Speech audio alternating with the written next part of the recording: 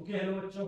तो आज हम डोमेन सीयूटी की इकोनॉमिक्स की बात करेंगे। तो इसका पहला चैप्टर है economics and central problems of an economy. Quite an easy chapter, क्योंकि इसमें बिल्कुल थ्योरी है और बस इसमें थोड़ी आपको अंडरस्टैंडिंग होनी चाहिए कि पेपर है एमसीक्यू बेस्ड है। एमसीक्यू बेस्ड के अंदर आपको बीच बीच में से क्वेश्चन निकालते हैं, तो हम थोड़ा सा लेके चलेंगे। कंसेप्ट ऑफ इकोनॉमिक्स की बात क्या करते हैं, तो बेसिकली इकोनॉमिक्स क्या है ये आपने पढ़ा होगा ना। जितने भी हमारे रिसोर्सेज हैं वो स्केर्स हैं, यानी कि उनकी शॉर्टेज है। तो उस शॉर्टेज के अंदर बेस्ट यूटिलाइजेशन ऑफ रिसोर्सेज को हम कैसे करेंगे, इकोनॉमिक्स उस चीज को सॉर्ट आउट करता है। तो यहाँ पे क्या लिखा है, economics is concerned with the study of economic issues और problem that arise because of the facts of resources are scarce. बिल्कुल वही लिखा है जो मैंने बोला आपको, ठीक है। इस स्केर्स हमको ठीक करने की जरूरत पड़ेगी। तो आगे देखते हैं।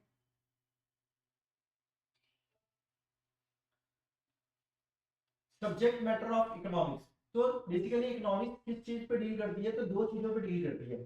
One is micro economics, another is macro economics. Micro economics का मतलब क्या होता है, जो इंडिविजुअल यूनिट को डील करता है, जैसे माई इनकम, ठीक है, the cost of this pen, the cost of this phone, like this thing, ठीक है। तो ये इंडिविजुअल बंदे के लेवल पे जो बात होती है दैट इज कॉल्ड माइक्रो। और जब हम एज ए नेशन पूरा लेके चलते हैं तो दैट इज कॉल्ड मैक्रो।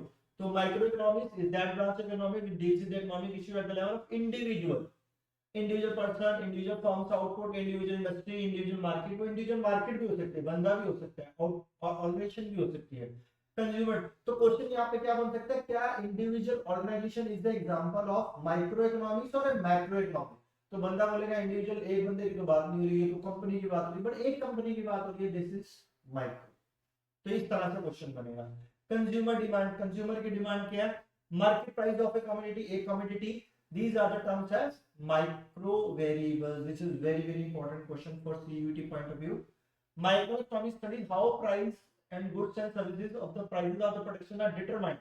तो कैसे कर सकते हैं हम, कंज्यूमर बिहेवियर को चेक करते हैं, कंज्यूमर किस आइटम को कितने रेट पे लेना चाहता है, प्राइस को देख सकते हैं, और प्रोड्यूसर का बिहेवियर कि प्रोड्यूसर किस चीज को बना रहा है, वो बना ही रहा है, वो लग्जरियस गुड्स को बेचनी महंगी है, तो वो प्रोड्यूसर का बिहेवियर, ठीक है। तो क्या बोल रहे हैं, micro economics is concerned with determination of output and price of an individual, this is important, individual. thus it is also known as theory of price. तो इसका दूसरा नाम क्या बोल देंगे, थ्योरी ऑफ प्राइस। जब हम माइक्रो इकोनॉमिक्स की बात करेंगे तो this question is also macro economics. जैसे मैंने अभी बताया, इंडस्ट्री, एन इंडस्ट्री, एक ऑर्गेनाइजेशन, एक इंडिविजुअल, जब सबको क्लब कर दो, पूरे देश की इंडस्ट्री, ऑर्गेनाइजेशन, सारे कंज्यूमर्स, लाइक दिस, तो मैक्रो बन जाएगी। तो macro is that branch of economics which deals with the behaviour of an economy as a whole. As a whole का मतलब होता है कुल मिलाकर। It is the study of aggregates, aggregates का मतलब भी सबको मिलाकर, covering the entire economic concept such as national income, पूरे देश की इनकम, पूरे देश का एम्प्लॉयमेंट, पूरे देश की कंजम्पशन, लाइक। तो इसको क्या बोलेंगे, मैक्रो इकोनॉमिक्स वेरिएबल। तो क्वेश्चन बनेगा मैक्रो इकोनॉमिक्स वेरिएबल क्या, नेशनल इनकम है भाई। माइक्रो इकोनॉमिक्स इंडिविजुअल इनकम है, इनकम का सिंबल वाई। तो इसकी क्या थ्योरीज है, थ्योरी ऑफ मल्टीप्लायर, आगे आने वाले चैप्टर्स में बताएंगे। Government budget, study of exchange rate and balance of payment, ये बाद के चैप्टर्स में आता है पूरा डिटेल में। आगे देखते हैं। अब वो बोल रहा है, इसी के अंदर वेरिएबल सब लेते हैं, theory related to the equilibrium. कहां पे इक्विलिब्रियम बनता है, इक्विलिब्रियम, ठीक है, जहां पे प्राइस डिमांड इंटरसेक्ट करती है। Theory related to inflation and deflation, ये सारे चैप्टर्स आने वाले हैं। इन्फ्लेशन का मतलब होता है जब प्राइस राइज हो रहा है और डिफ्लेशन हो रहा है, डाउन हो रहा है, तो जहां पे भी इन्फ्लेशनरी गैप और डिफ्लेशनरी गैप की थ्योरी को बताएगा। तो क्वेश्चन यहाँ पे ये बन सकता है, देखो ध्यान से देखना, वाइटल थ्योरीज और स्टडीज ऑफ मैक्रो इकोनॉमिक्स। तो इन्फ्लेशनरी और deflationary gap is the theory of macro. पूरी इन्फ्लेशन तो देश का होगा ना, एक बंदे का होना होगा। नेचर ऑफ इकोनॉमिक्स, तो दो तरह की इकोनॉमिक्स होती हैं, एक होती है पॉजिटिव इकोनॉमिक्स, एक होती है नॉर्मेटिव इकोनॉमिक्स। तो पहले आसान से देखते हैं इसको। पॉजिटिव इकोनॉमिक्स का मतलब क्या है, क्या हो, सीधी सीधी बात। नॉर्मेटिव का मतलब क्या होना चाहिए। मैं कह रहा हूँ मेरी इनकम है 20 रुपए, होनी चाहिए 200 रुपए, नॉर्मेटिव। तो देखते हैं example. It is concern with the fact about the economy as it exist, जो है वो प्रॉब्लम।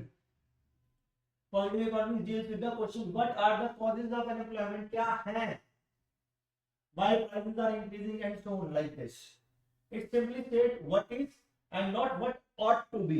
वो क्या बोल रहा है, क्या है, क्या होना चाहिए उसकी बात नहीं है, क्या होना चाहिए किसमें बात करेंगे, नॉर्मेटिव इकोनॉमिक्स में। Economics as a normative science is concerned what ought to be, what ought to का मतलब क्या होता है, what should be, है ना, पीछे लिखा भी है, what should be examine the real economic movement from moral and ethical angles, that is her angle से, कि सोसाइटी की डिमांड, मोरल की डिमांड, एथिकल डिमांड, क्या क्या होना चाहिए लाइक दिस, तो वो क्या हो गया, नॉर्मेटिव हो गया, क्लियर। अब इकोनॉमी का मतलब क्या हो रहा है, economy is a system in which by which people get a living to satisfy their wants, तो ये डेफिनेशन को पेपर में कैसे पूछेगा, process of production, consumption, exchange and investment, चार चीजें, कहीं पे भी मिस कर देगा बताओ, तो आपको बताना है प्रोडक्शन, कंजम्पशन, इन्वेस्टमेंट और एक्सचेंज, वे इकोनॉमी के पार्ट्स होंगे। एंड इकोनॉमी कैन बी, बचपन से पढ़ते आ रहे हो, कैपिटलिस्ट होती है, सोशलिस्टिक होती है और मिक्स्ड इकोनॉमी। कैपिटलिस्ट क्या होती है, जब सारा प्राइवेट सेक्टर होता है, सोशलिस्ट क्या होती है, when all the things are under the control of the government. Mix दोनों, India is the mixed economy. Economic problem, ये भी आपने बचपन में बहुत बार सुना होगा, मतलब बचपन मतलब यहाँ पे बात होगी है जब 11th 12th की इकोनॉमिक्स पढ़ रहे हो। It is the problem of choice arising the use of limited, हमने स्टार्टिंग में बताया, the problem is limited resources, scarce resources, how to utilize, this is the problem. This problem arise due to the following, क्योंकि हमारी wants जो है unlimited और quantity से खत्म ही नहीं होती, never ending, never. Resources are कम है भैया, और रिसोर्सेज है, एक रिसोर्स के 3600 यूज है, इसलिए हम बच जाते, एक रिसोर्स का एक यूज होता तो बच जाते, लोहे से दरवाजे बन गए, इसके अलावा कोई पड़ा रहता है, हजारों यूज लोहे की मशीनरी बन रही है, इक्विपमेंट बन रहे हैं, पता नहीं क्या क्या। आगे देखते हैं central problem of an economy. तो central problem of an economy जो होती है, तीन प्रॉब्लम होती है, what to produce, how to produce and for whom to produce। Central problem में क्या आ गया, पहला what to produce. The first central problem encountered by an economy is to decide which goods and services to be produced in what quantity. This is the problem for every businessman, for the country also. कौन सी चीज बनाए, कितनी बनाए, किसके लिए बनाए, वो आगे आ जाएगा। A country has to decide whether to produce, भैया लग्जरियस गुड्स बनाना है, नेसेसरी गुड्स बनाना है, कैपिटल गुड्स बनाना है, तो पूछ सकता है कितनी तरह के गुड्स है भाई, लग्जरियस हो गया, नेसेसरी हो गया, कैपिटल हो गया। कैपिटल का मतलब होता है मशीनरी वगैरह है, consumer goods. As all goods can be produced in desired quantity, कितनी quantity में। This problem has two dimensions, types of goods to be produced और quantity of goods, कितनी तरह की और कितनी कितनी। तो ये दो प्रॉब्लम्स, इसकी दो डायमेंशंस हो गई। आगे देखते हैं हाउ टू प्रोड्यूस। तो दो टेक्निक होती है, लेबर इंटेंसिव और कैपिटल इंटेंसिव। लेबर इंटेंसिव का मतलब क्या होता है, जिसमें लेबर ज्यादा इन्वॉल्व होती है, कैपिटल इंटेंसिव में जिसमें पैसा ज्यादा इन्वॉल्व होता है।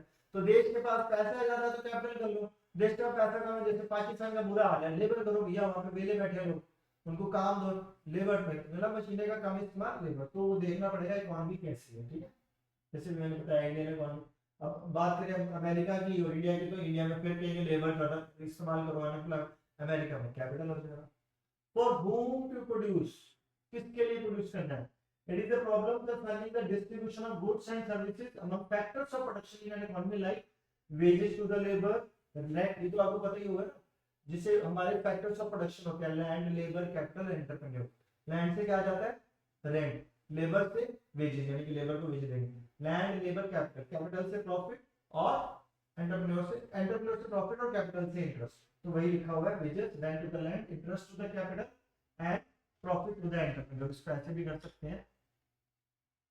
तो फैक्टर्स ऑफ प्रोडक्शन कौन कौन से होते हैं, factors of production, land, labour, capital and entrepreneur. तो एक क्वेश्चन आ सकता है बहुत इंपॉर्टेंट, लैंड, लैंड से क्या मिलेगा, रेंट, ये था लेबर, लेबर से क्या होगा, वेजेस, कैपिटल से मिलेगा इंटरेस्ट और एंटरप्रेन्योर से मिलेगा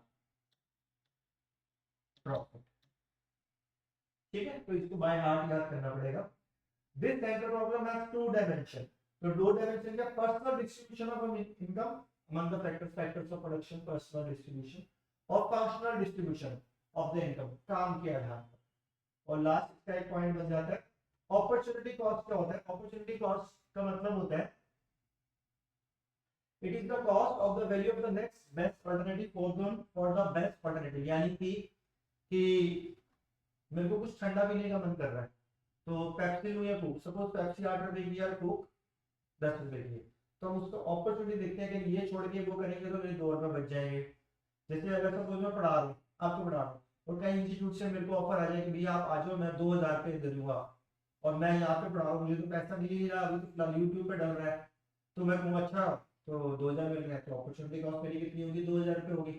लेकिन मेरे को लग रहा है यूट्यूब पे मेरे को लाखों मिल जाएगा, छोड़ो ना 2,000 दे रहा है तो 10,000 कमा लो, लाइक दिस। तो वो अपॉर्चुनिटी कॉस्ट हमेशा इकोनॉमिक्स में समझ। This is our first chapter, इसके बाद हम डिमांड को लेते हैं। Thank you.